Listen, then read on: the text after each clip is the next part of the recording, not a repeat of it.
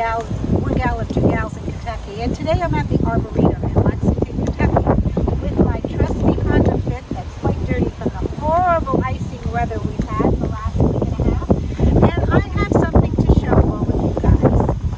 Ready? I have a suitcase in my baby couch, and in my suitcase today are scarves, because it will come to time when we are going to be beyond our mask, and we're going to take our mask off, and we're going to have to look like we didn't just come out of more than a year of quarantine. So today our YouTube, the two gals are going to talk about beauty and style and color and how to look your best beyond the mask.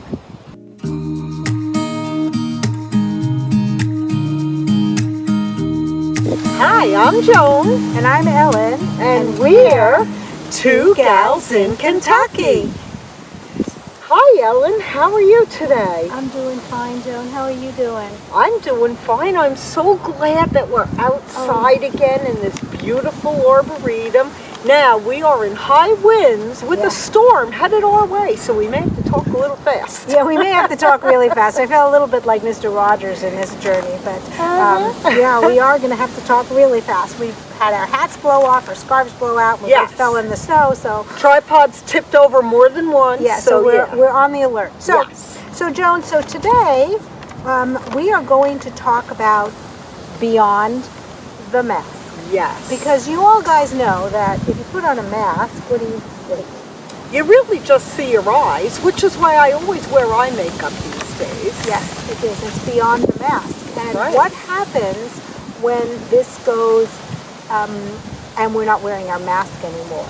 Okay, so that's going to be something. And one of the things we also need to think about is how can we look our best when that happens, right? Yes. So the first thing we were going to talk about today, we were going to talk about colors, and we were going to talk about style, and we were going to talk a little bit about fashion, and how these can make you feel really great when you get out of it. It's actually a skill that pretty much everybody, pretty much everybody likes, because many women like to go shopping.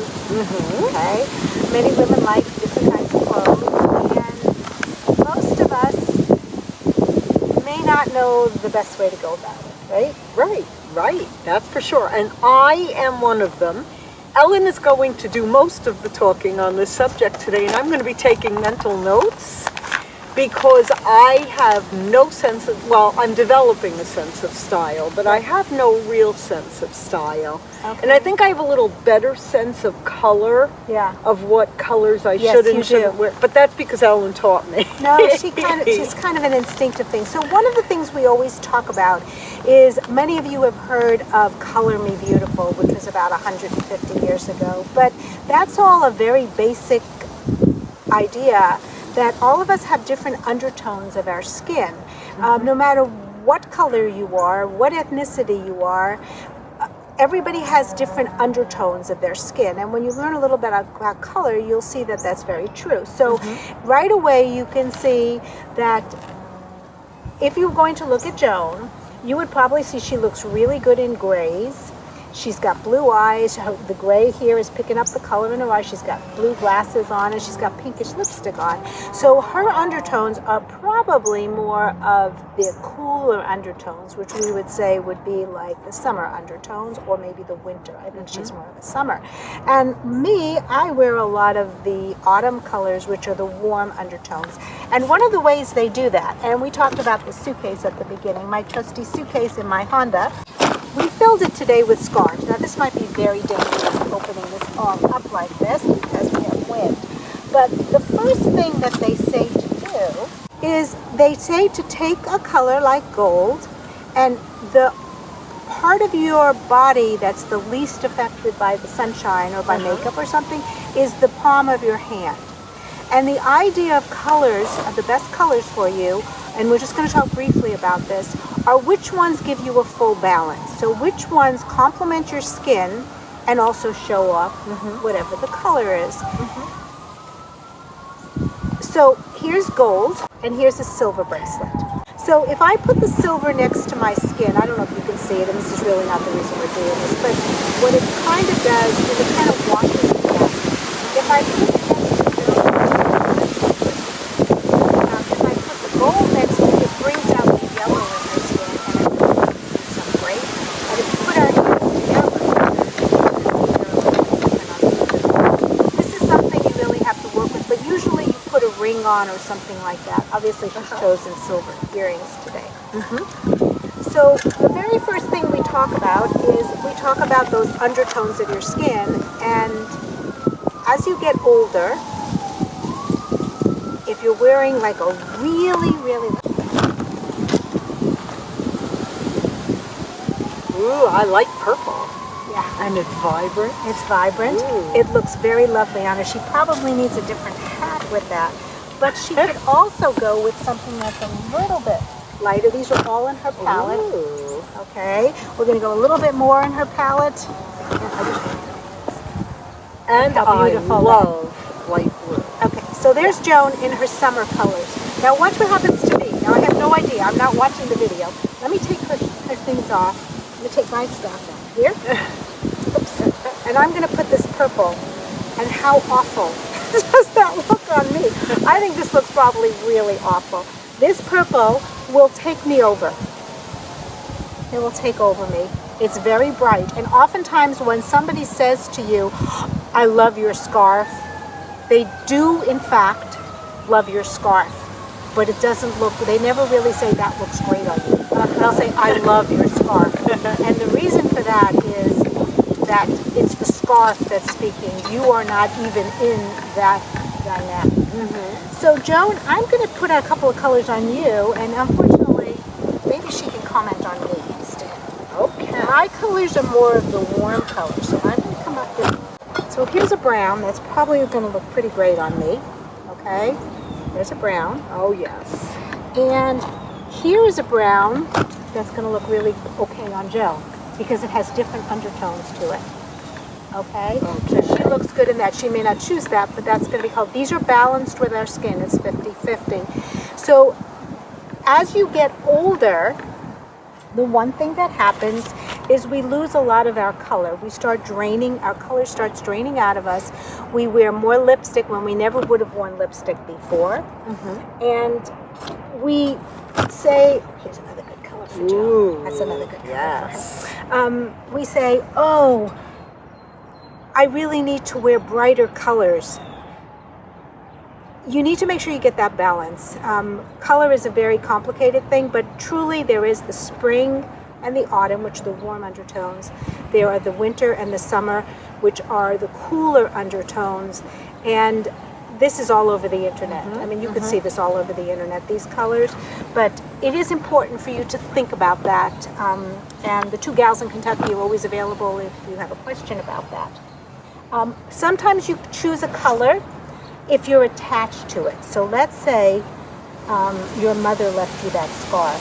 Oh no, let's do a better one. Your mother left you this scarf. Okay. And would you wear it?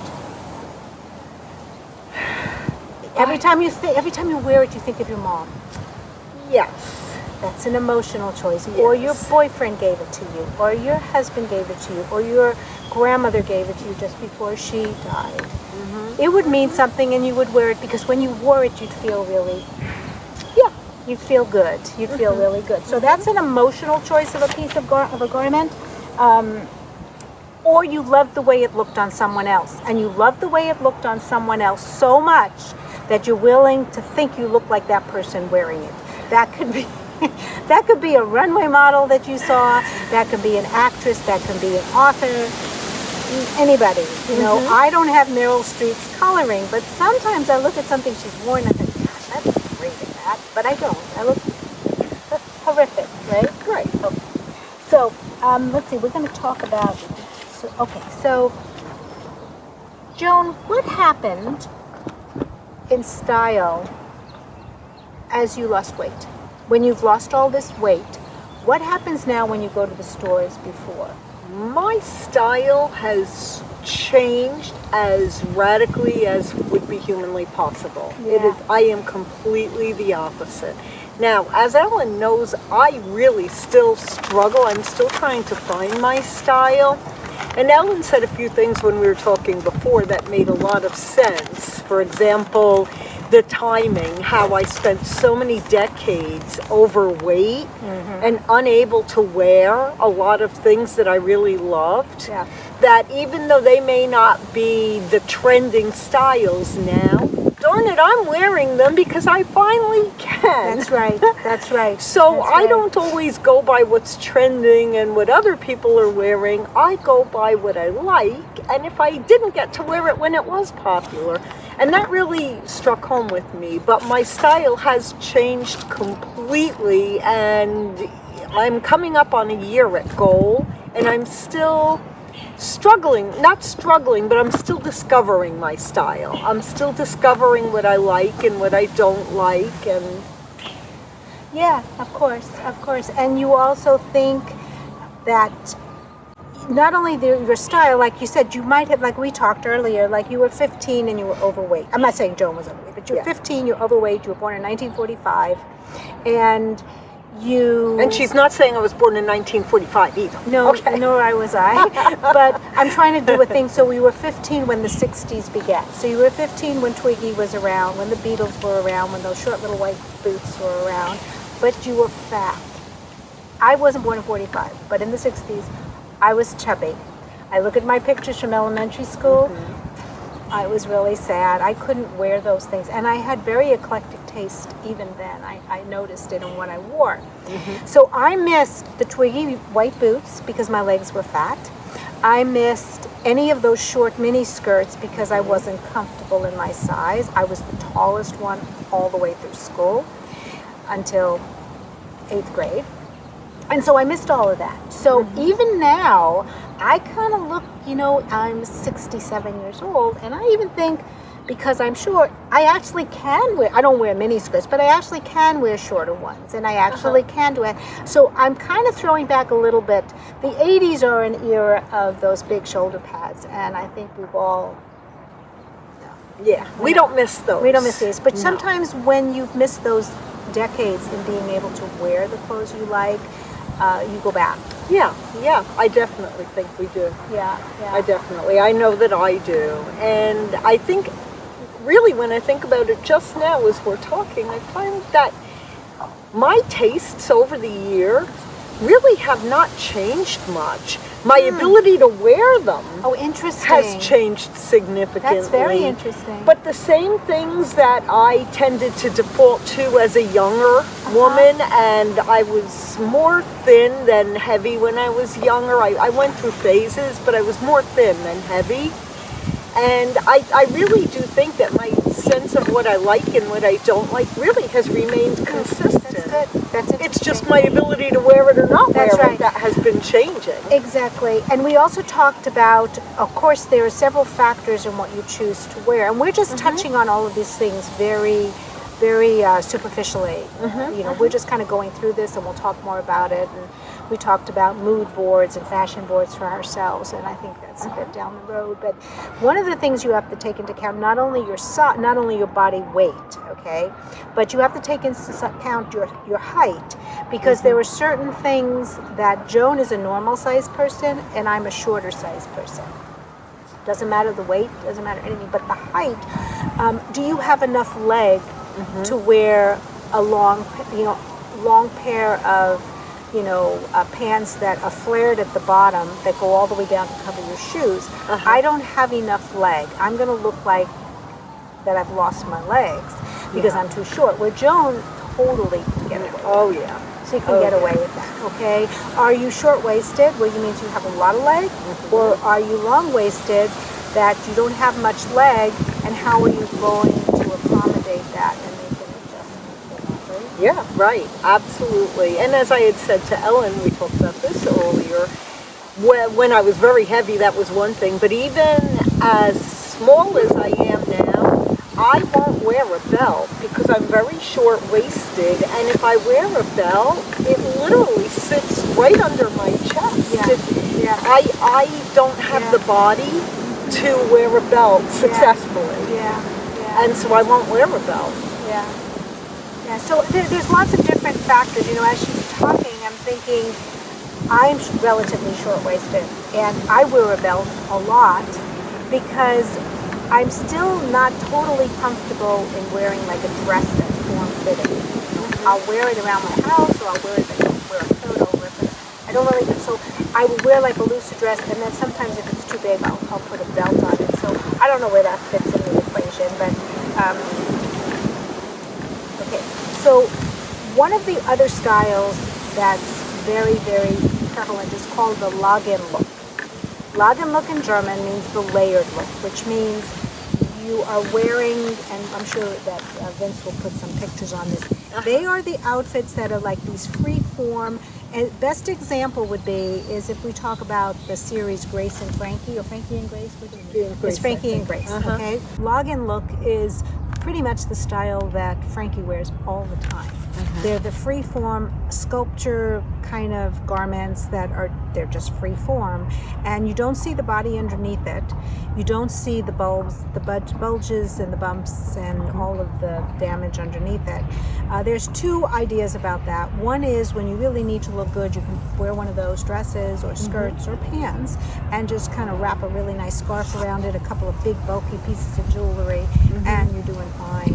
And so if you want to come out of Beyond the Mask, anticipating what can be coming next, you don't need to, but it might be an idea to put that somewhere in your headspace. Yeah. To think about that. Sure. And think about that might be something.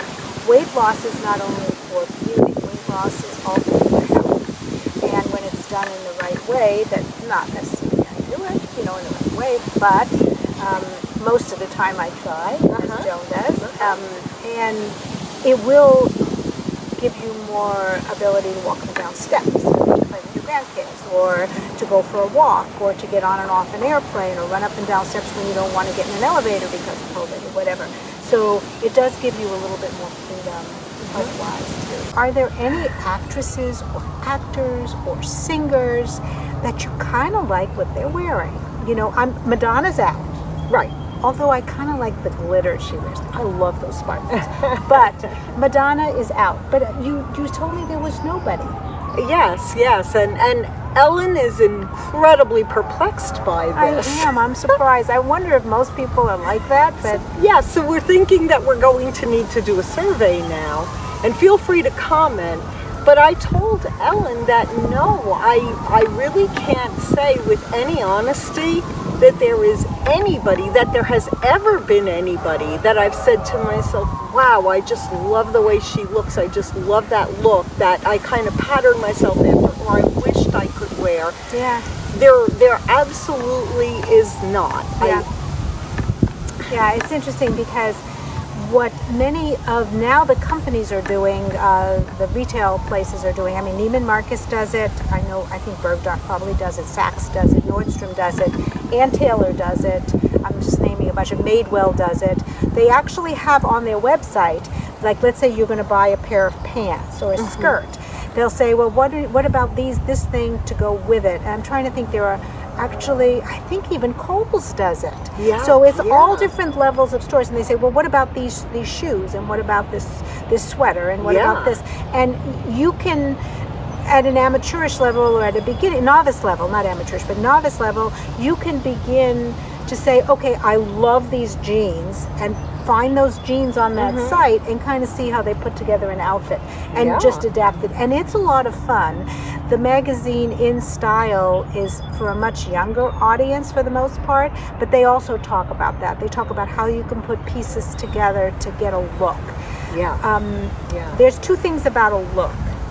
One is a look that you kind of like, what people are wearing, and the other one is what is age appropriate.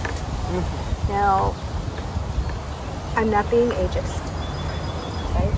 Not being ageist. Okay. But if I came out today, and maybe we should have done this, in a pair of jean shorts, and a peasant blouse, and my hair in a bandana, and a pair of sandals, even let's say it was warm, I probably would look too young for my age. Yeah. That's age thing. So one of the things I do is I look at actresses, movie stars, models, commentators, artists, everywhere, and I look and see what are they wearing in my age group. I mean, it doesn't mean you have to wear that outfit, but you can kind of combine pieces to it. The other thing that I look at is if I want to have one designer piece, let's say, you don't need to like flood yourself with it. You could just have one beautiful pin, or one beautiful scarf, or one pair of underwear, or one pair of shoes. And that pretty much brings up your outfit too. When you say, Joan has bought a couple of purses that have made her feel very happy, haven't you? Yes, I have. Well, as I said, I'm kind of discovering my style, and I recently decided that I really love Kate Spade's aesthetic. I love her purses, I love the styles of them, I love the colors of them, the size that she generally uses is something that's really great for me. So one of the things I have discovered is that I really love Kate Spade's aesthetic. So there she's purses. just going. Okay, so she's going to the purse thing. You could look at our hats right now and what we've decided are our style of hats. I love with this heel. I love wearing a hat. I don't know if it makes me feel taller. Joan's hat obviously completely complements her outfit. She's chosen the right color. I think I've chosen the right color. Those are the kind of things that jazz up an outfit and make you stand out if you want to stand out a little bit. Yeah. You can always start with a black dress.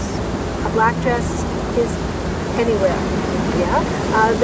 There's a style. There are different styles. Obviously, we talked about the Lagenlook. There's also the Paris style. The French women are famous for their sense of style, and they're taught that at a very early age. There are certain pieces, traditionally certain pieces, that they put in a French wardrobe, and it's everything from a certain type of jean to a certain, almost like a Ralph Lauren kind of white shirt that they wear, and a certain kind of tank top. They were all different.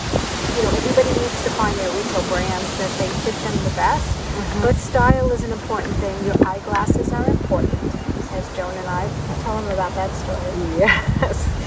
Well, the first official thing that Ellen and I did to step out of quarantine just a little bit was with masks on, with masks, of course, fully protected, and social distancing, 6 feet, was Ellen helped me pick glasses because I had at that point reached my goal. I had lost well over 130 pounds at that point, and my glasses no longer fit me, and they also no longer suited me. Right.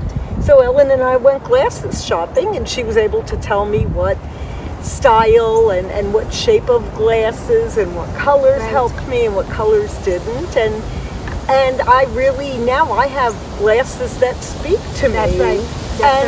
Yeah, and I think that's really great. That's really great, and I do think that it's important if you want to do this kind of a thing. It doesn't matter your size, it doesn't matter your height, it doesn't matter your age. Looking your best. It's something you need to cultivate. Yeah. But on the other hand, if you're interested in it, it's something that all of the resources are out there. Yeah. And you can really play, like I said, anything from going to Kohl's and pick out a sweater and put it in your shopping bag, and then look at what you can style it with. Yeah. That'll kind of get you started. The colors go to Colors and Beautiful. I mean, I can use that as an example. I've been doing this a while too. You can contact us, Joan or Ellen, and we'll probably more Ellen. But I mean, Joan's good in the glasses, and she knows what she's picking out. She's got the right colors on there. So anyway, I think that's probably it. The next time we're probably going to talk about anticipation. Because you're going to have to use a lot more energy when you get out of this than what you're using right now. That's for You're sure. going to have more than one thing happening in a day, and that's going to be a challenge. So that anticipation, but it could be quite wonderful as things begin to open up a little bit. Our world becomes a little bit bigger again. Let's see, was there one more thing we were going to talk about? Oh, mood boards. We can talk about fashion boards and what that is. Fashion is just an inspiration. And if people people are interested in them, again, just make in the comments. Yeah, sure. In the Or, comments. yeah, and let us know, or on our Facebook, and let us know that you're interested in that, and we'll pursue that more. And we'll Yes. definitely pursue it in our Zoom meeting that's coming up. So, Yes. from the two gals in Kentucky, I'm Joan. and I'm Ellen. See y'all later. There's a new day that will come again tomorrow.